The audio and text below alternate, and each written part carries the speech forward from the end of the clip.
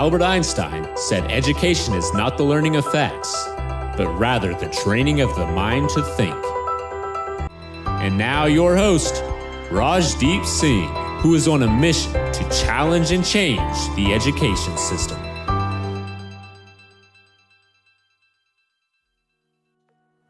Today on the show, we are chatting with Miss Hala Taha. Hala hosts Young and Profiting Podcast, which is an Apple Top 10 podcast. However, hosting a podcast is not her full-time job.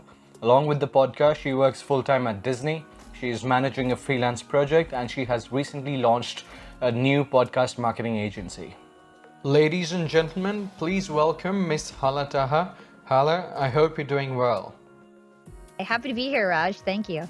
First of all, I just wanted to sort of thank you for coming onto our show because, this is an absolutely new podcast and you still did it even though you're so busy.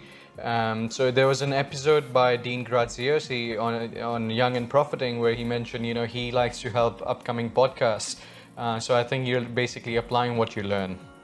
Yeah, for sure. I mean, I had Dr. Jack Schaefer on my show, who's a best-selling author, as my first guest, and Dory Clark, both pretty big guests, and they definitely took a chance on me. And so when I hear somebody ask me to be on their show, especially if it's a brand new podcast, I'm always willing to help, just because, I've got to pay it forward and, help out those who are just starting out on their podcasting journey. So happy to be here. That's wonderful. I'll definitely keep that in mind. So, without further ado, let's just kick this session off. So the first thing I wanted to ask you was, why did you choose a side hustle? Because you as an individual are on track to achieve the society's definition of success. You're a part of Fortune Top 50 company. You're quickly rising up the ranks. So why? What's the thing that sort of motivated you to pursue more? Yeah, so there's a few things. And so I'll start with the first one, which is my passion. So I actually started off my career in broadcasting. My first job ever was at Hot 97. It's a radio station in New York. And at the time, it was the #1 hip hop station in the world. And so I was at the hub of broadcasting, had a great experience. I interned there for many years and, had a very coveted job there, even though I was an intern. And I really fell in love with broadcasting there. I'd have multiple online radio shows while I worked at the station. And, after I left the station, I started a blog site and had multiple online radio shows during that experience. We were the sorority of hip hop. And so, I was always interested in broadcasting. It was always a dream I had to be a radio personality or to have some show, to be like the next Oprah or Tim Ferriss. That was always my dream. As a young adult. And I went into corporate.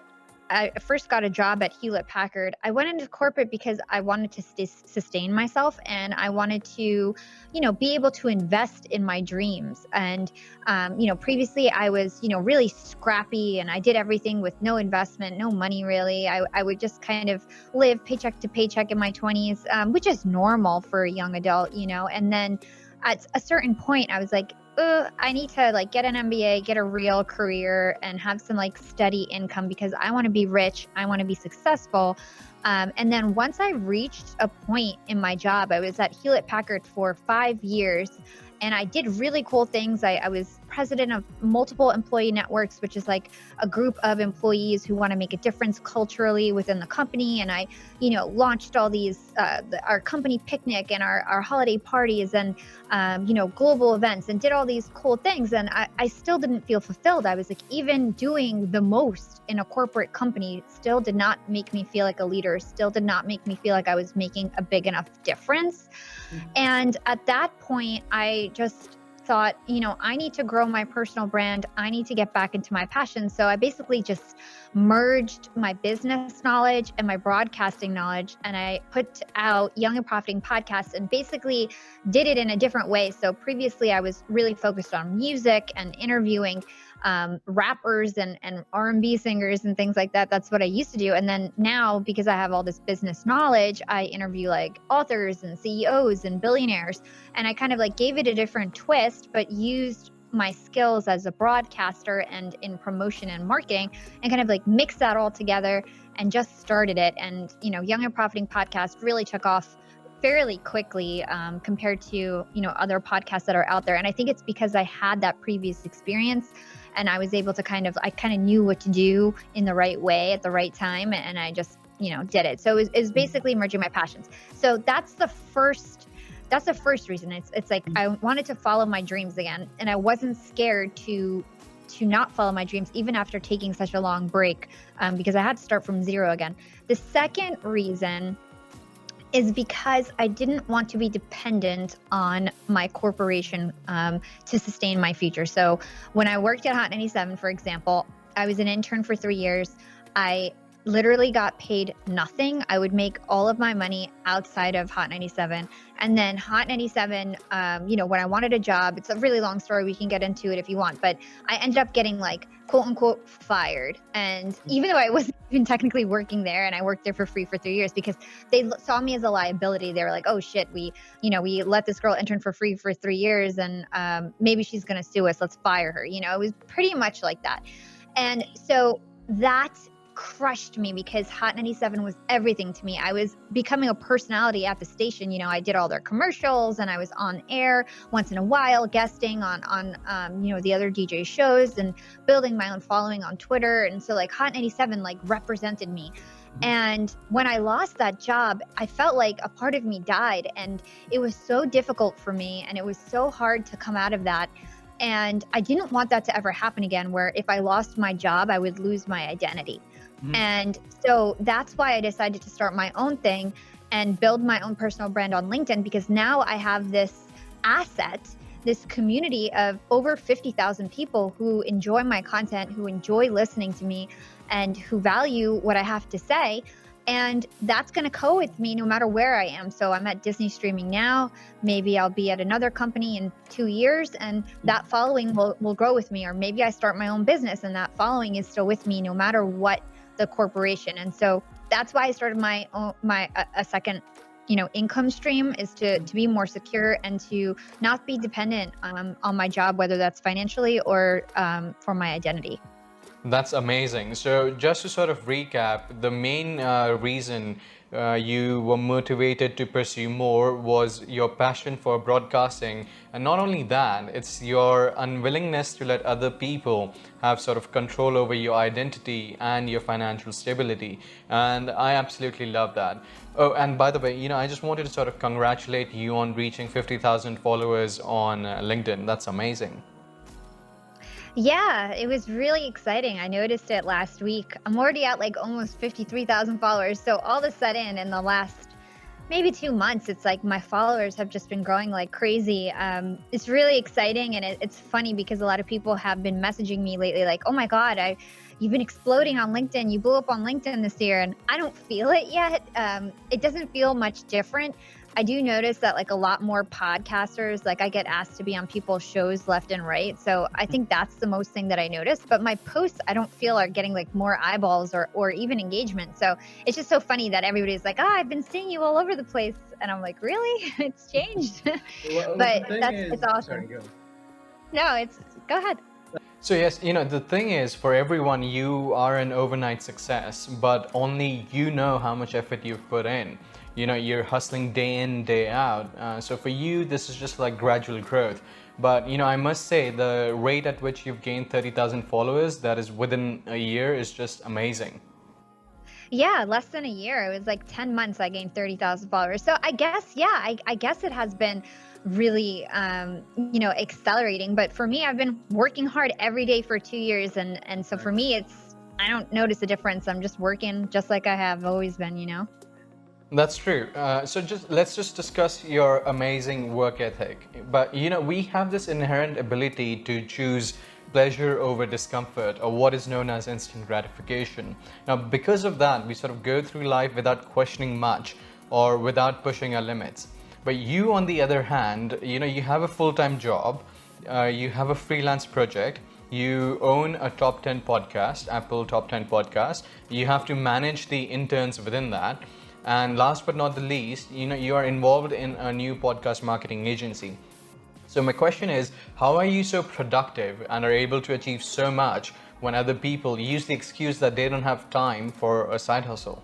I love that question, and great job on the research. A lot of people have me on their show and they don't do their research, and it's frustrating to me because I really think that as a podcast host, that's probably your number one job, is to know what to ask and to research your guests. So kudos to you.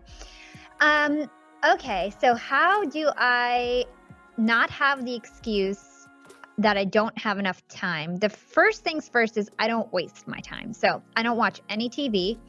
I do not do anything that just waste my time. I'm not the type of person that like scrolls endlessly on social media. I don't stalk my competition.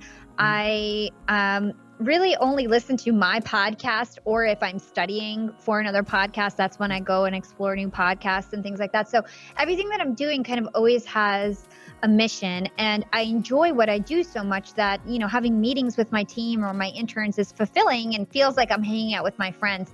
So I still make time for, my best friends, but I don't make time for all my friends, like, people that I'm not just acquaintances with. I don't really go out of my way to spend my time on them. I just focus on the people that I love, my family, my friends, and then my businesses. And that's really where I spend my time. And the thing is that a lot of people waste time kind of just like puttering around the house. And if you ask them what they did today, they don't really have many answers, but they think they have no time.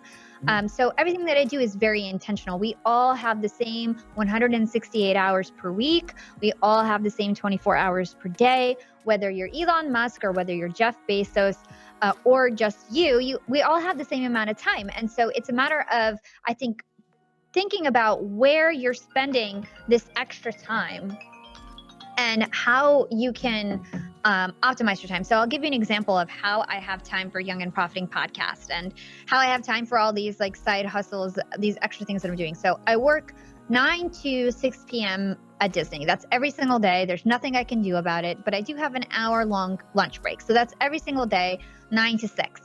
I wake up at 6 a.m. and I do work on my I do work on my podcast in the morning for like 1 to 2 hours before work starts. Now I don't have a commute, so I've unlocked even more time, and that's why I started a podcast marketing agency, because I literally have 2 more hours a day, and that's all I need to get started. Like 2 hours a day of focused work is a lot of time. So that's how I built in time for that. Then, after work, I usually work out, I exercise, health is really important to me. And then 7 to 9, after I make dinner, I do more work, and sometimes I stay up till midnight doing work if it's a busy week. But basically I just kind of fit in the time no matter what. I don't just waste time and scroll on social media and watch TV or walk around the house or, do something that wastes a lot of time. I will say that I'm starting to feel like I need to slow it down a bit. I think I've really bit off too much lately. And, but it's COVID. We can't really do much either. So I feel like, why don't I just, do as much as I can right now? I have a lot of shine on me right now. I might as well make the most of it. Try to start something while, I can't go to the beach and I can't do other things that I would have done in previous summers. So might as well just work my butt off. But, come once COVID is more relaxed, I definitely want more time, because I do think it's important to, have a special personal life and social life. And I've kind of been putting that on the back burner lately, just because everything's been so hot when it comes to my career. But, I'm blessed, and I feel like I might as well take advantage of all the opportunities. And so to directly answer your question, I think it's a matter of priorities. I think it's a matter of not wasting time. I think it's a matter of believing in yourself and not making excuses, because saying you don't have enough time is literally just an excuse. There's so many successful people out there that have much busier lives than me or you or anybody else listening out here. And, following your dreams, doing what you love, you'll make the time if you value what you're doing.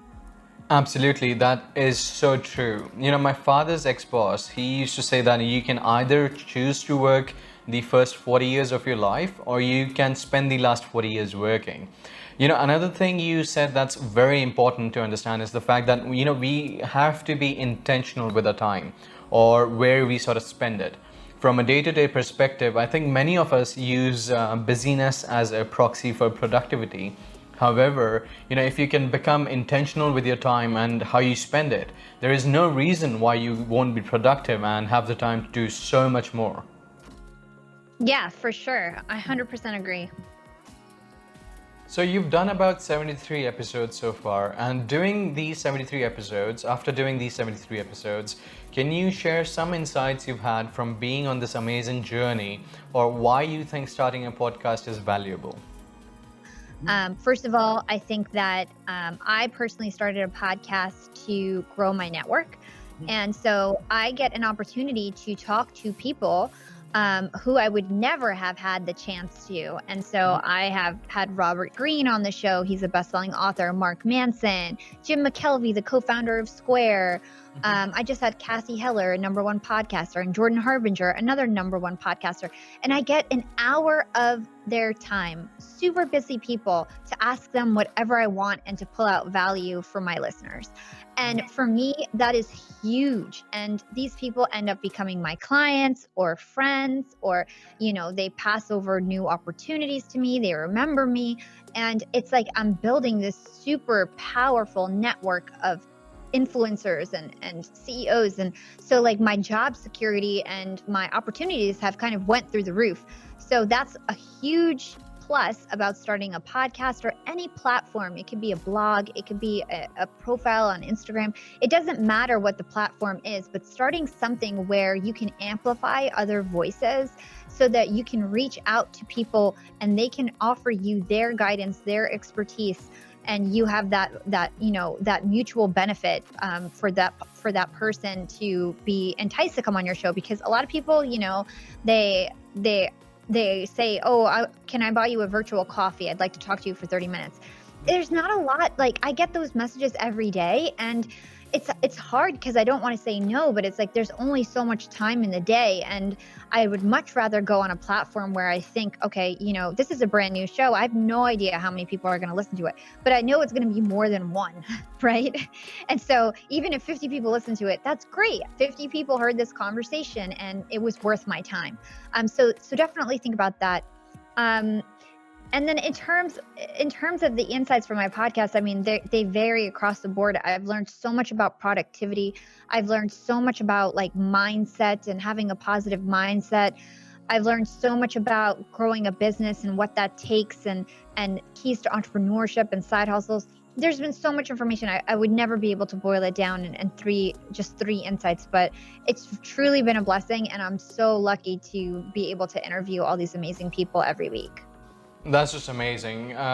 So my personal reasons for starting the podcast are quite similar. First and foremost, I wanted to add value to the lives of as many people as I can, and hopefully, create a professional brand and build a really solid network in the process. So I think it sort of comes out as a win-win. Yeah, for sure. I mean, it's so amazing to be able to interview all these different people. It's such a blessing. Absolutely. It is actually a blessing. So, my sister and my cousin, they're both preparing for university along with a million other students. Now, my advice to my sisters was to start a podcast, an Instagram page, or work on their LinkedIn, anything that sort of builds their personal brand from a very young age. Now, I even told them to sort of take inspiration from Young and Profiting. And their sort of input was, they lacked the time, or they didn't know where to start and how to sort of scale it. Now, given you are the expert at podcasting, can you sort of summarize for our listeners what are the things they need to keep in mind and how they can sort of start and scale the podcast?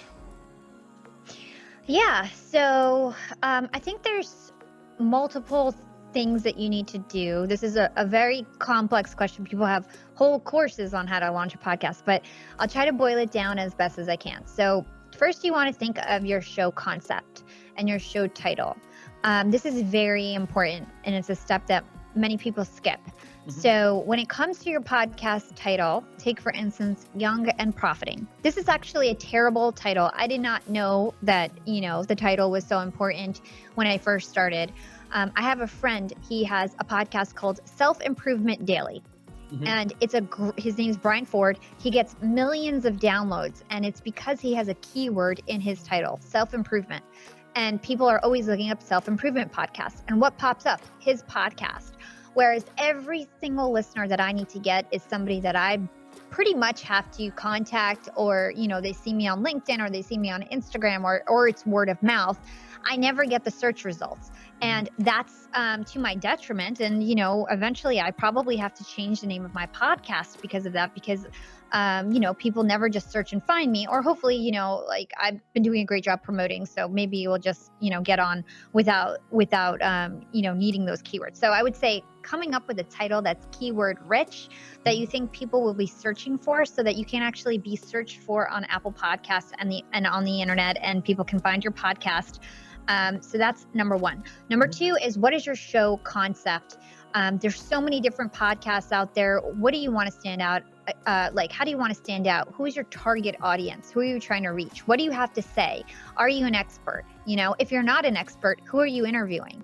Because you can't just have a podcast that, there's no experts on the show, unless you're just a very casual and it's a funny, comedy show or whatever it is. But you need to come up with a concept, and you need to figure out either what your expertise is or who you're going to interview and what their expertise is. Then you're going to have to think about your show format. There's lots of different formats out there. There's the interview style, like this podcast that we're on right now. There is more of a storytelling, like true crime type of podcast, where it's a series, and it's like you listen to the episodes in order and it tells a story. And there's so many different kinds of podcast formats. You would want to, look those up, see which one speaks to you. And the other thing is, maybe, listen to a bunch of podcasts, study what their format is, and then figure out, what are you going to do that's different? What are you going to do that's similar? And kind of steal ideas from all the good ones and come up with your own show format. And then you need to decide what podcast category you're going to be in. So based on so for example, I'm a how-to podcast now in the education category. And sometimes I switch it and I'm a self-improvement podcast in the education category. I play with it and see which one I can get higher rankings on. So you want to figure out what your category is. And then you want to produce your show. And so there's a lot that goes into hosting, and you need to find a hosting provider where you can host up your podcast and then distribute it across multiple channels, across Apple, Google Play, Spotify, all the major players. And then you might consider uploading it to YouTube or uploading it to SoundCloud, which, you can't really get direct distribution like you would for some of the other podcast channels. So you want to figure out where your podcast lives. And then obviously producing your show content, which is recording, editing, and, mixing, mastering, getting that done. And then lastly, and I would say this is just as much effort as everything else, and it's promotion. And so for me, I focus just as much on promotion as I do production. And it's 50% of my time. And what that means is I take my full raw recording and I chop it down into micro content, and I promote it. I promote the heck out of it. I promote the heck out of it on social media every single day. And the promotion of the content is just as important as the production of the content, because if you don't promote it, nobody's going to find your podcast. And so I think in tandem with the podcast, you need to have some sort of promotion strategy. So whether it's LinkedIn or Instagram or paid advertisements, you can, if you have the money, you can just go ahead and do paid ads, and accelerate across the competition. So you've got to promote your podcast, and that's a whole other, avenue to kind of get your podcast off the ground. So I would say those are really the steps to get your podcast off the ground. And then lastly, I will say that, a lot of people launch a podcast, they don't promote it, or they promote it and they expect that people are just going to find their stuff. It's actually ridiculous. I've seen people who have a really good podcast. I come on their show. I'm super impressed with them. I'm super impressed with their show. Then they post something on LinkedIn or another channel and they get 5 likes. And I'm like, oh, I guess nobody's going to listen to this podcast.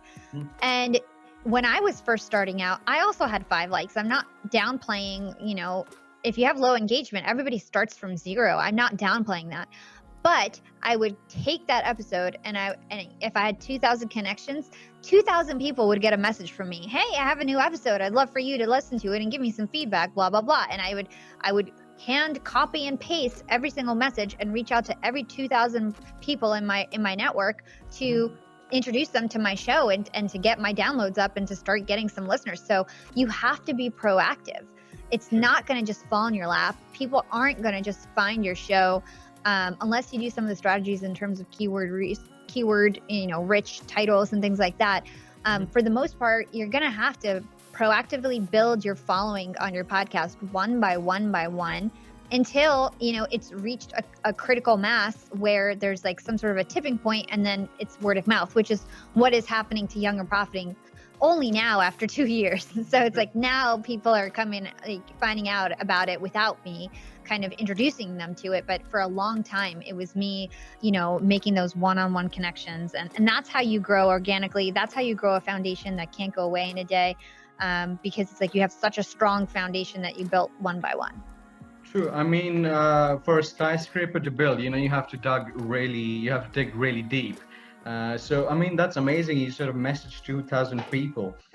So when I started it was half-hearted effort, I think, on LinkedIn. I thought, I'm going to try and grow my network and create new opportunities. First mistake was, you do it on a very inconsistent basis. And you just expect people to respond to your posts. So I wrote a couple of articles, and you just kind of fall into this fallacy that, your content is good. You take things for granted, if you will. But you just have to sort of get in there and start promoting it, literally messaging one by one. Yeah, totally. And I think people it doesn't have to be on LinkedIn. It could be through email. It could be through texting. It's just whatever you have access to, wherever your community is. You need to proactively reach out to them, and you'd be surprised how many people want to listen to, a good educational podcast or whatever it may be. And you want to go find people. You could go onto Reddit and find threads that relate to your podcast topic and then promote it on there. Like, you've got to go be proactive.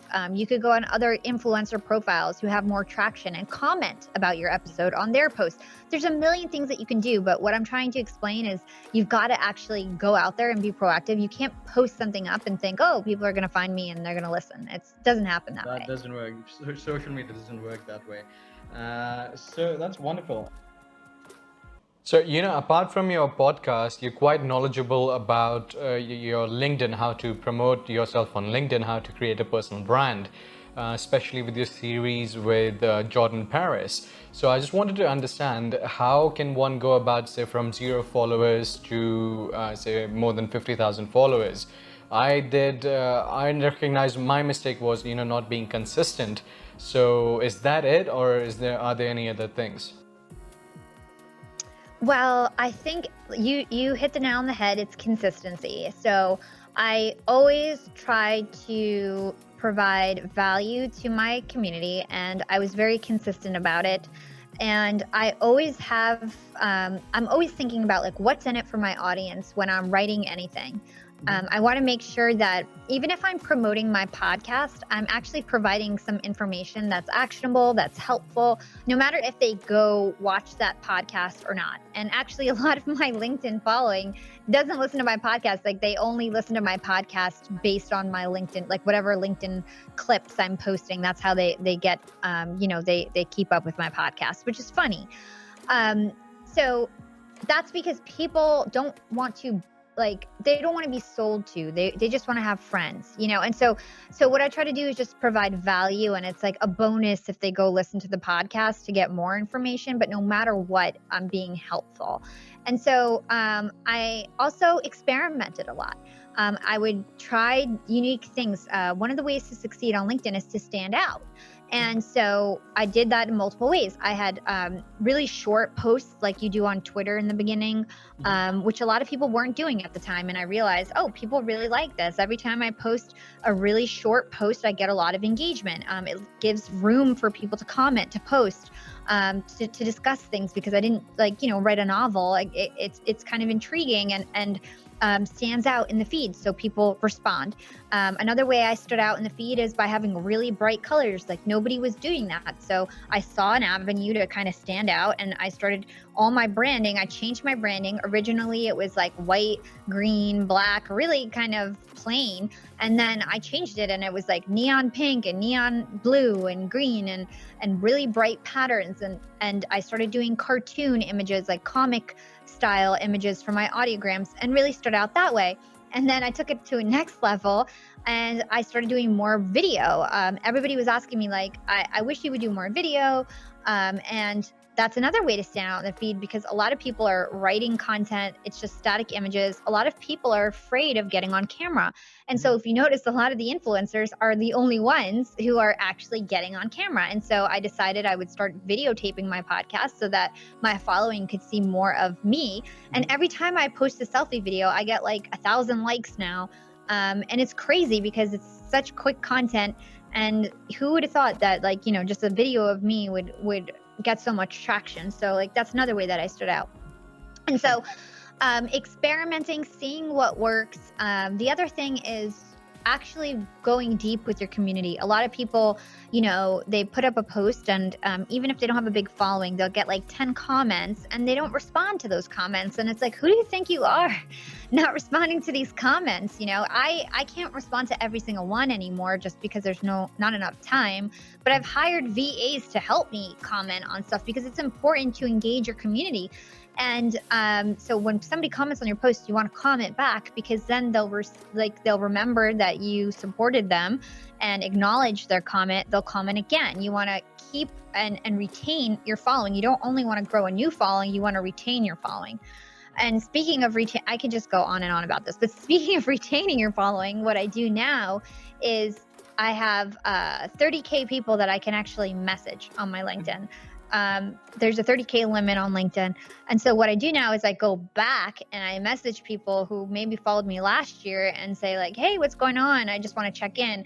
Have you been listening to Young and Profiting Podcast? Our latest episode is XYZ. Would love to connect. Oh, and by the way, I'm on Instagram, you know, so also, you know, cross promoting to other platforms. So I'm not just putting all my chips on LinkedIn. And so it's really about retaining and nurturing your community so that they respect you. And it also plays into the algorithm. LinkedIn knows who you're DMing, and if you're DMing somebody, that content goes to the top of their feed. And so it's just like this big circle where you're just like kind of amplifying your community over and over again. And so there's lots of different ways to stick out on LinkedIn. I would say number 1 is consistency.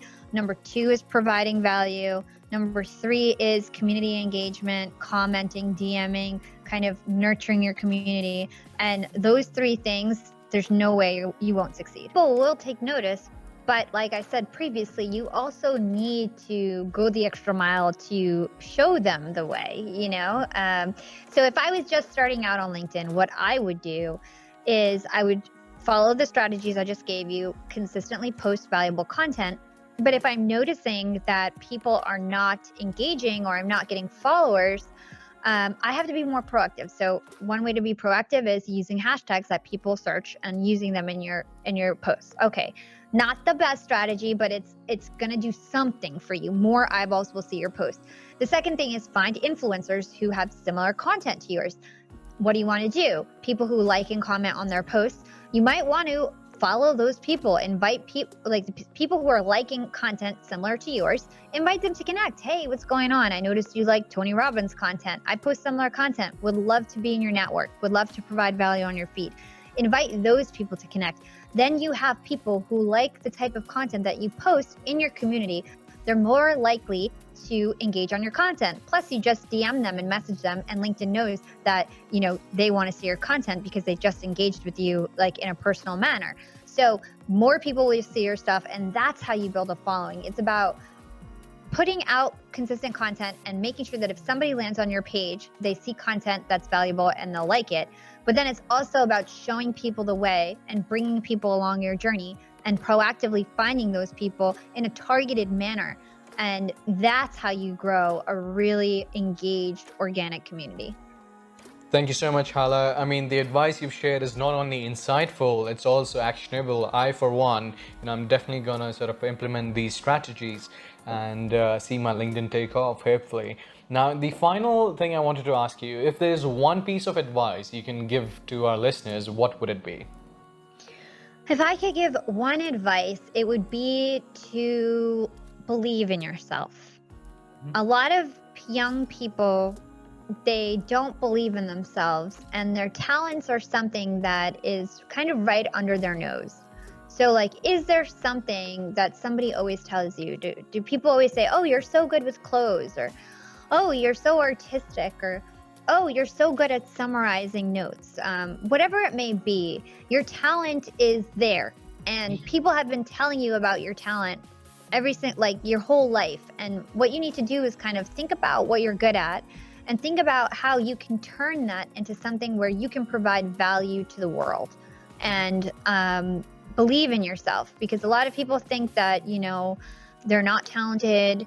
They're scared. They feel like they're they don't have the time, or they don't have the support or the resources, and all that is excuses. What you need to do is just like really believe in yourself and really understand what you're good at, and then think about how you can turn what you're good at into a service that you can provide to the world.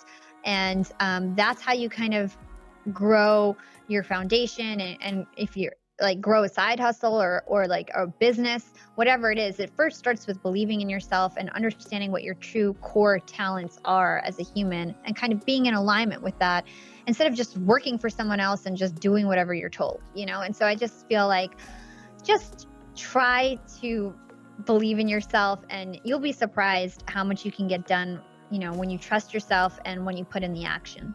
I absolutely love that. But, still, for some reason, the definition of success for most people is quite traditional. That is, go to a good school, then university, then you sort of plan on getting that safe and secure 9-to-5 job, and then you sort of plan on getting married, kids, and then you sort of plan for retirement. But, I personally believe that success is much more than what is being currently taught by society and the education system. And to those of you listening to this podcast, I, in my heart, know how much potential you really have. So please, if you have an idea that you think can add value to the masses, please just believe in yourself and just go do it.